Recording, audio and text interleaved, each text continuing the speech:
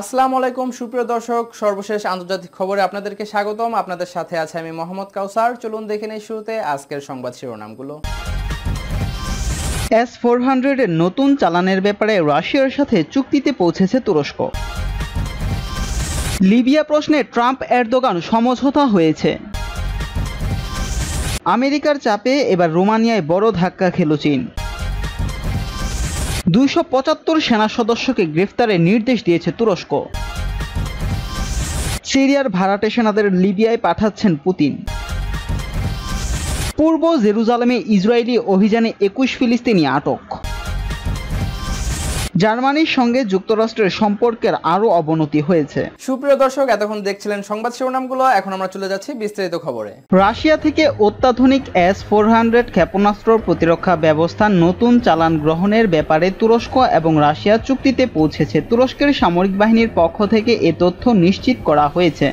তুরস্কের এনটিভি টেলিভিশনকে দেয়া এক সাক্ষাৎকারে সোমবার ইসমাইল দেমির নামে একজন তুর্কি শীর্ষ পর্যায়ের কর্মকর্তা জানিয়েছে, দুই পক্ষ S-400 ক্ষেপণাস্ত্র ব্যবস্থার দ্বিতীয় চালানের ব্যাপারে চূড়ান্ত চুক্তিতে পৌঁছেছে। এ চুক্তির আওতায় রাশিয়া তুরস্কের কাছে S-400 ক্ষেপণাস্ত্র প্রতিরক্ষা ব্যবস্থার প্রযুক্তি হস্তান্তর করবে এবং যৌথভাবে তা উৎপাদন করবে। তিনি জানিয়েছেন, তুরস্ক ও রাশিয়া এই চুক্তি বাস্তবায়নের ব্যাপারে আরও আলোচনা করছে। তুরস্কের এই কর্মকর্তা জানান, করোনা ভাইরাসের মহামারীর কারণে রাশিয়া থেকে S-400 ক্ষেপণাস্ত্র ব্যবস্থা সংক্রান্ত কার্যক্রমের গতি কিছুটা কমেছে। এই কারণে S-400 ক্ষেপণাস্ত্র ব্যবস্থা চালু করতে দেরি হচ্ছে। এই ব্যবস্থা আরও আগেই চালু করার কথা ছিল। ইসমাইল দেমির জানান, রাশিয়া থেকে S-400 ক্ষেপণাস্ত্র প্রতিরক্ষা ব্যবস্থা গ্রহণ করা সত্ত্বেও আঙ্কারা এখনও আমেরিকার কাছ থেকে প্যাট্রিয়ট ক্ষেপণাস্ত্র প্রতিরক্ষা ব্যবস্থা কেনার ব্যাপারে আগ্রহী, তবে এ ব্যাপারে ওয়াশিংটনের কাছ থেকে পরিষ্কার কোনো বার্তা পাওয়া যায়নি।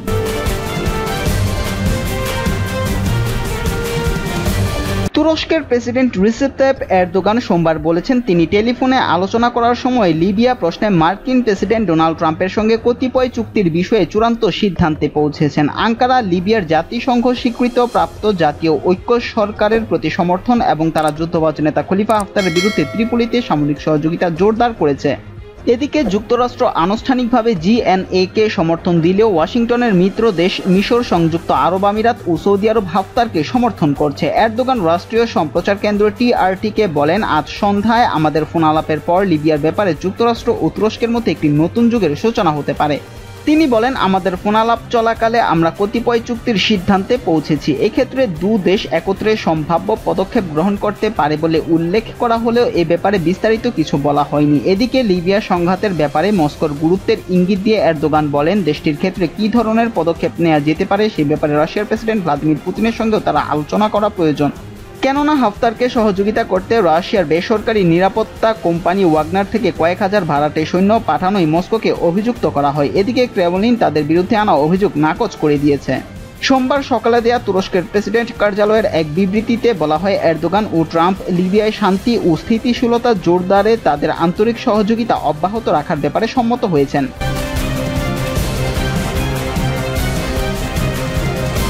আমেরিকার প্রেসিডেন্ট ডোনাল্ড ট্রাম্প ক্ষমতায় আসার পর থেকেই চীনের সঙ্গে বাণিজ্যিক ক্ষেত্রে সম্পর্কের অবনতি হয়। উভয় দেশ একে অপরের বিভিন্ন ধরনের শুল্ক চাপিয়ে দিতে শুরু করে, রীতিমতো শুরু হয় বাণিজ্য যুদ্ধ। এই উত্তেজনার মাঝেই চীনের সূচনা হয় করোনা ভাইরাসের, যা ভয়াবহ রূপ নেয় মাত্র কয়েকদিনে, বিশ্বব্যাপী দ্রুত ছড়িয়ে পড়ে। এর বিষাক্ত ছোবলে দিশেহারা হয়ে পড়ে গোটা বিশ্ব, বিপর্যস্ত হয়ে পড়ে আমেরিকা, ব্রিটেন, ইতালি, স্পেন ও ফ্রান্সের মতো রাষ্ট্রগুলো। এই ভাইরাসের ধ্বংসযজ্ঞে সবচেয়ে বেশি ক্ষতিগ্রস্ত বিশ্বের সবচেয়ে ক্ষমতাধর রাষ্ট্র আমেরিকা। দেশটিতে ইতিমধ্যে আক্রান্ত হয়েছে 20,25,654 জন, এর মধ্যে মৃত্যু হয়েছে 1,13,051 জনের। করোনার এই তাণ্ডবে একেবারে কোণঠাসা হয়ে পড়েছে আমেরিকা। এদিকে করোনা ভাইরাস বিশ্বব্যাপী ছড়িয়ে পড়ার পেছনে চীনকেই দায়ী করে আসছে যুক্তরাষ্ট্র। এই নিয়ে দুই দেশের মধ্যে উত্তেজনা সম্প্রতি আরও চরমে পৌঁছেছে। এবার এই উত্তেজনার মধ্যে রোমানিয়ায় বড় ধাক্কা খেয়েছে চীন। বিভিন্ন দেশ ও মহাদেশে বিনিয়োগের মাধ্যমে নিজেদের প্রভাব তৈরির যে লক্ষ্য নিয়ে চীন এগিয়ে যাচ্ছিল, তাতে বড় একটি ধাক্কা খেল রোমানিয়ায়। চীনের সঙ্গে অবকাঠামোগত চুক্তি স্থগিত করতে যাচ্ছে রোমানিয়া সরকার এরই মধ্যে 2টি পরমাণু বিদ্যুৎ কেন্দ্র নির্মাণের চুক্তি বাতিল করার নির্দেশ দিয়েছে সেখানকার কোম্পানিকে। নিউক্লিয়ার ইলেকট্রিকা নামের ওই কোম্পানির 80% শেয়ার সরকারের। বিশেষজ্ঞদের মতে আমেরিকার চাপের কারণেই রোমানিয়া এই সিদ্ধান্ত নিয়েছে। জানা গেছে চীনের কোম্পানি চায়না জেনারেল নিউক্লিয়ার রোমানিয়ার ওই কোম্পানির সঙ্গে এই দুটি পরমাণু কেন্দ্র নির্মাণ প্রকল্প ছাড়াও আরও বেশ কয়েকটি বড় অবকাঠামোগত প্রকল্পে বিনিয়োগে 2015 সালে চুক্তিবদ্ধ হয়েছিল। এতে চীনা ওই কোম্পানির 51% বিনিয়োগের চুক্তি ছিল, কিন্তু হঠাৎ শক্তিশালী মিত্র আমেরিকার চাপে এই চুক্তি থেকে মুখ ফিরিয়ে নিচ্ছে দেশটি। ইতিমধ্যে রোমানিয়া সরকার এসব বিষয় নিয়ে অন্য কোনো দেশের কোম্পানির সঙ্গে আলোচনা চালিয়ে যাওয়ার নির্দেশ দিয়েছে স্থানীয় কোম্পানিকে।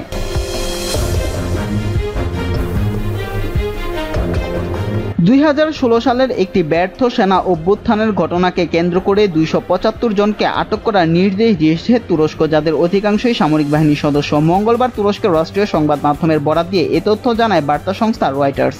জানা গেছে 2016 সালের জুলাই মাসে যুক্তরাষ্ট্র সমর্থিত মুসলমান নেতা ফেতুল্লাহ গুলেনের অনুসারীরা একটি সামরিক অভ্যুত্থান ঘটানোর চেষ্টা করেন। সে সময় এই ঘটনায় 250 জনের মৃত্যু হয়, তবে এই ঘটনার সঙ্গে জড়িত থাকার কথা অস্বীকার করেন গুলেন। তুরস্কের প্রেসিডেন্ট রিসেপ তাইপ এরদোগানের সাবেক এই মিত্র 1999 সাল থেকে যুক্তরাষ্ট্রের স্বেচ্ছায় নির্বাসনে রয়েছেন। এদিকে তুরস্কের পশ্চিম অঞ্চলের ইজমির শহরে অভিযান পরিচালনা করছে পুলিশ। 22টি প্রদেশে এই অভিযান পরিচালিত হবে। ইতিমধ্যে 145 জন সন্দেহভাজনকে আটক করেছে পুলিশ। এ তথ্য জানিয়েছে দেশটির রাষ্ট্রীয় সংবাদ মাধ্যম আনাদোলু এজেন্সি। ধারণা করা হচ্ছে পেফোনের মাধ্যমে গুলেনের অনুসারীদের সঙ্গে যোগাযোগ করতে এসব সন্দেহভাজন সামরিক স্কুলের ভর্তির ক্ষেত্রেও তারা বিশেষ সুবিধা পেয়ে থাকতে পারেন। পৃথক এক অভিযানে দেশটির দক্ষিণ পূর্ব অঞ্চলের দিরাবাকির শহর থেকে 16 জন সেনা কর্মকর্তাকে আটক করেছে পুলিশ। তাদের মধ্যে 6 জনকে কারাগারে পাঠান স্থানীয় আদালত এবং অন্য 10 জনকে মুক্ত করে দেওয়া হয়। ইস্তাম্বুল জানায় একজন মেজর, 3 জন লেফটেন্যান্ট, চিকিৎসক, শিক্ষক সহ সামরিক বাহিনীর 44 জন সদস্যকে আটক করার নির্দেশ দিয়েছে প্রসিকিউটররা। ইতিমধ্যে 8টি প্রদেশে অভিযান চালিয়ে 33 জনকে আটক করা হয়েছে বলে জানা গেছে। এছাড়া বিমান বাহিনীর 32 জন সন্দেহভাজনের মধ্যে 25 জনকে পৃথক এক অভিযানের মাধ্যমে আটক করেছে পুলিশ। নিরাপত্তার ঝুঁকি এড়াতেই তাদের আটক করা হচ্ছে বলে দাবি আঙ্কারার।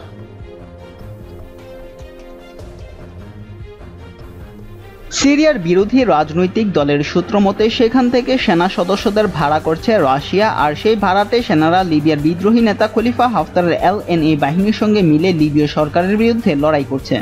নিউজ আরব নিউজের বরাতে জানা যায় মে মাসেই সেনা সংগ্রহের কাজ সেরে ফেলেছে রাশিয়া। অন্তত 900 জন সেনা ভাড়া করা হয়েছে, এর মধ্যে 300 জন সিরিয়ার হোমস শহরের। Syrian observatory for human rights, এক মানবাধিকার সংস্থা, জানিয়েছে মে মাসে রাশিয়ার একটি বেসামরিক বাহিনী প্রায় 900 জন সিরীয় সেনা নিজেদের বাহিনীতে যোগ করেছে। তাদের সবাইকে হোমস অঞ্চলে প্রশিক্ষণ দেওয়া হচ্ছে। লিবিয়াকে ঘিরে নতুন করে মধ্যপ্রাচ্যে অশান্তি দেখা দিতে শুরু করেছে। রাশিয়া ও তুরস্ক দুই পক্ষই দেশটির বিভিন্ন অঞ্চলে সেনা ও অস্ত্র মজুত করা শুরু করেছে। জাতিসংঘ গত 19 মে লিবিয়ায় সব রকম আগ্নেয়াস্ত্রের ব্যবহার বন্ধ করার আহ্বান জানায়, কিন্তু দুই দেশ আহ্বানের তোয়াক্কা না করে নিজেদের কার্যক্রম অব্যাহত রেখেছে। মধ্যপ্রাচ্য বিষয়ক বিশেষজ্ঞ ওকলাহোমা ইউনিভার্সিটির অধ্যাপক জোশুয়া ল্যান্ডিস বলেন, রাশিয়া ও তুরস্ক দুই দেশই লিবিয়ায় সেনা ও অস্ত্রের মজুত বাড়িয়ে দিয়েছে। বিষয়টি নিয়ে ইউরোপের দেশগুলোতে বেশ উদ্বিগ্ন লক্ষ্য করা গেছে।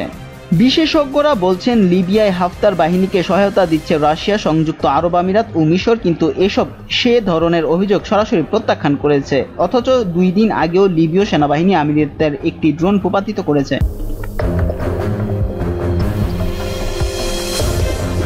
পূর্ব জেরুজালেমে অভিযান চালিয়ে 21 জন ফিলিস্তিনিকে আটক করেছে ইসরায়েলি পুলিশ। রোববার দিবাগত রাতে এই অভিযান চালানো হয় বলে জানিয়েছে স্থানীয়রা। তুরস্কের বার্তা সংস্থা আনাদোলু এজেন্সির খবরে বলা হয়, জেরুজালেমের পুরান শহর এবং আতুর এলাকায় অভিযান চালিয়ে ওই 21 জন ফিলিস্তিনিকে আটক করা হয়।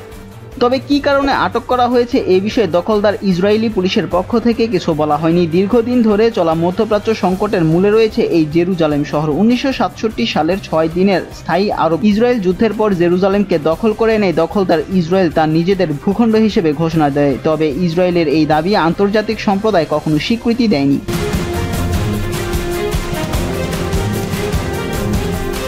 জার্মানি থেকে 9,500 মার্কিন সেনাকে দেশে ফিরিয়ে নেয়ার নির্দেশ দিয়েছেন যুক্তরাষ্ট্রের প্রেসিডেন্ট ডোনাল্ড ট্রাম্প। অন্যদিকে জার্মান পররাষ্ট্রমন্ত্রী হাইকো মাস বলেছেন, ট্রাম্প প্রশাসন জার্মানি থেকে সেনা ফেরানোর সিদ্ধান্ত নিলে দ্বিপাক্ষিক সম্পর্কের উপর তার প্রভাব পড়বে। জার্মান চ্যান্সেলর অ্যাঙ্গেলা মার্কেলের সঙ্গে ট্রাম্পকে কখনো সেভাবে স্বাচ্ছন্দ্য বোধ করতে দেখা যায়নি। এমনকি জার্মান নেতা সম্পর্কে কটু কথা বলতেও ছাড়েননি মার্কিন প্রেসিডেন্ট। তার এবারের ক্ষোভের কারণ আপাতত দৃষ্টিতে তুচ্ছ মনে হলেও ট্রাম্পের কাছে তা যথেষ্ট গুরুত্বপূর্ণ। করোনা সংকট সত্ত্বেও তিনি ওয়াশিংটনে G7 শীর্ষ সম্মেলনে সশরীরে নেতাদের আমন্ত্রণ জানিয়েছিলেন। মার্কেল সেই আমন্ত্রণ প্রত্যাখ্যান করায় বেজায় চটেছে ট্রাম্প।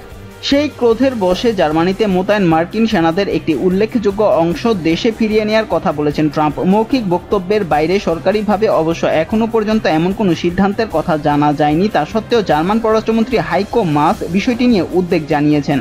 বিল্ড আম সান্টাগ সংবাদপত্রকে দেয়া সাক্ষাৎকারে জার্মান পররাষ্ট্রমন্ত্রী বলেন, ট্রাম্পের আমলে আটলান্টিকের দুই প্রান্তের মধ্যে সম্পর্ক জটিল হয়ে পড়লেও নিবিড় সহযোগিতার ফলে আখেরে দুই দেশেরই লাভ হচ্ছে। তার মতে বেশ কয়েক দশক ধরে এই সম্পর্ক তিলে তিলে গড়ে উঠেছে। শীতল যুদ্ধের সময় থেকে ইউরোপে সবচেয়ে বেশি মার্কিন সেনা জার্মানিতেই মোতায়েন করা হয়েছে।